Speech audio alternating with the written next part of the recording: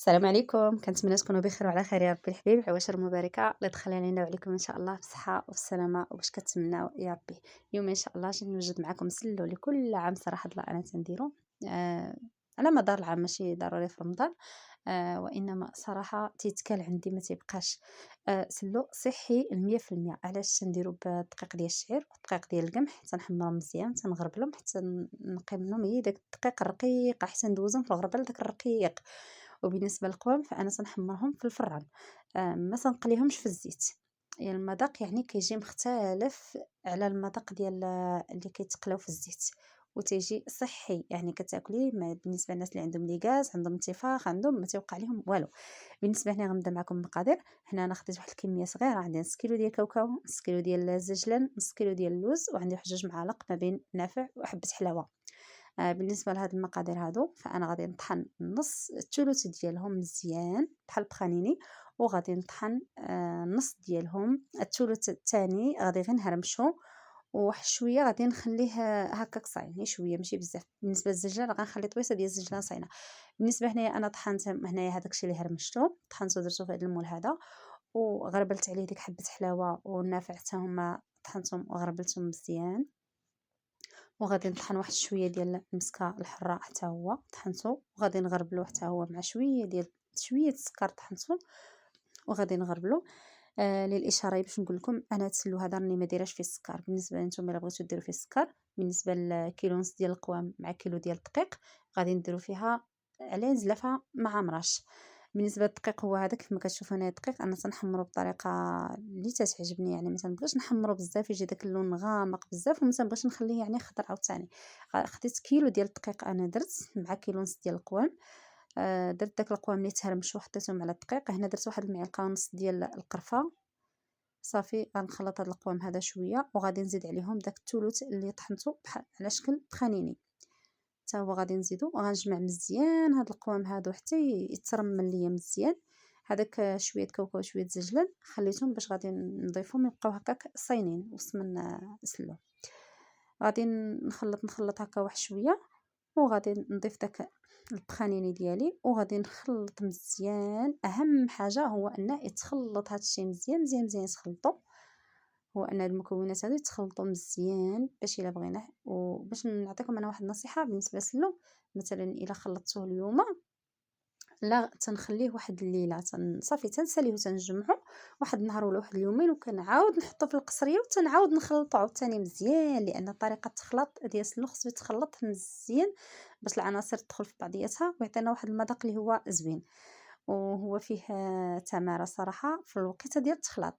يعني في التخلاط راه فيه تماره، يعني قد ما خلطتي سلو مزيان قد ما كيطلع لك المذاق ديالو مزيان. المهم هنا غادي نخلط هكا شويه، انا مبغيتش نطول عليكم الفيديو بزاف. بالنسبه للسلو راكم فهمتوا، تنظن فهمتوا الطريقه، فهمتوا يعني تيجي صحي 100%. ما تنقيسوش ليه بصفه نهائيه زيت الروميه ولا الزبده ولا. هنا غادي نضيف كاس ديال الزيت البلديه، غادي نضيف كاس وغادي نزيد الثاني. يعني عينكم ميزانكم. بالنسبه للزيت ما نقدرش نعطيكم المقدار لان كل واحد تيبغي، كاين اللي كيبغيه يكون ناشف شويه مرمل، كاين اللي تيبغيه يكون يعني مزيت بزاف. انا تنبغيه يجيني مرمل في نفس الوقت كيتجمع وفي نفس الوقت مرمل.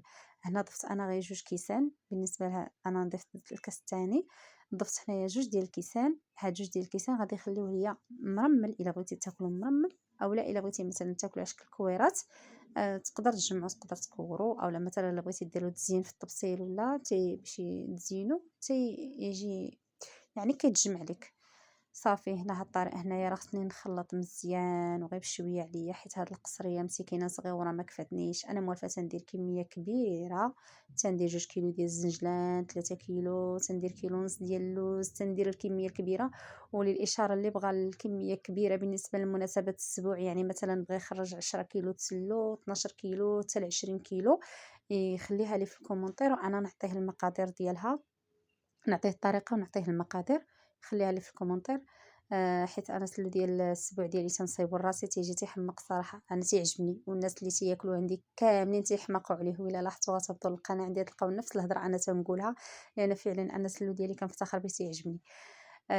خصوصا ملي تضيف ليها هاد الاضافه ديال دقيق الشعير وديال القمح وتتحمرهم وتتغربلهم مزيان تيجي غزال الصراحه.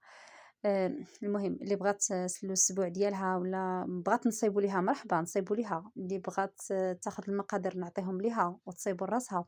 حتى اللي بغات المقادير يعني ديال كميه، هنا بالنسبه للقصريه بدا انا راني قسمت هذيك الكميه على جوج حيت قلت لكم انا موالفه ناخذ كميه كبيره، سمحوا لي تناخذ واحد الكميه كبيره. تندير البانيو كبير دابا، حيت دابا درت غير شويه باش نصوروا لكم، درت غير القصريه الصغيره المهم عذبتني شويه، انا قسمتها على جوج. آه، غادي حتى خلطتهم مزيان صراحه، قسمتها هنا ضفت واحد النص ديال الكميه الزجلان وغنضيف شويه الكوكا واللوز اللي بقاو لينا وغادي نخلط، والطاسه الاخرى اللي بقات لي حتى هي غنضيف فيها داك الباقي اللي بقى ليا.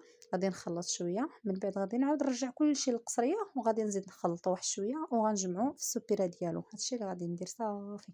هادو هما المقادير، كانوا خفافين ظرافين وتيجي يسلو غزال ما شاء الرحمن ما تشبعيش منه. المهم كيف قلت لكم اللي بغى نصايب ليه يسلو مرحبا، بالكوموند مرحبا تخلي لي في كومونتير، واللي بغات نعطيها المقادير وتصيبوا راسها انا وريتكم الطريقه والمقادير راه نعطيهم لكم، يعني شحال ما بغيتي 9 الكيلو 8 الكيلو 10 الكيلو، غير قوليها لي في الكومونتير ونعطيك المقادير ديالهم ان شاء الله باذن الله. غادي يجيك سلو زبين. شفتو كيتجمع وكيتفرتس في نفس الوقت، انا تنبغيه بهذا القوام هكا، تنبغيه يكون كيتجمع ويكون هكا مفرتس، كيعجبني حيت انا تيعجبني هكا ناخذه مفرتس.